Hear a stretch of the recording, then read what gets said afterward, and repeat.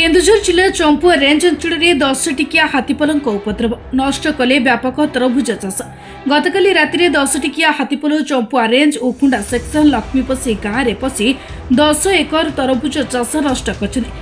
चाषी मैंने तरभुज चाष करे 10 टिकिया हाथीपल तरभुज खाइबा सह जमी पादरे दली व्यापक तरभुज फसल नष्ट कर तरभुज भल फसल उत्पादन लक्ष्य रखि चाषी एवं मुंडरे हाथ दे बस खबर पाई वन विभाग हाथीपल को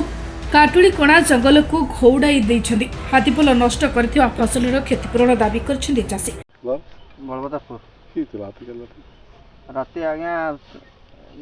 3टा बेला राति हाथीपल आसिकिनी खाई खुआई माड़ी चकुटिकिनी 2 गाड़ी खंडे मारी देइछन्ति आज्ञा 3टा बेला आज्ञा हाथी केते 10टा आज्ञा फरेस्ट वाला आसिकिनी आधा घंटा खंडे थिले तापर पळेले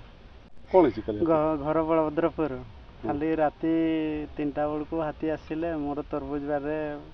पशिकी पूरा खाई नष्ट करदे 10टा हाथी आसते पाखापाखि पिकअप 2 गाड़ी हे तरबुज सब खाई नष्ट करदे ताठू अधिक थिला नष्ट कर पाखापाखि पिकअप 2 पिकअप फरेस्ट वाला आसिले अध घंटा खंडे रहिले ओडेलेनी से फरेस्ट वाला फेरीगले। केन्दुझर दाशरथी गिरी रिपोर्ट निरपेक्ष।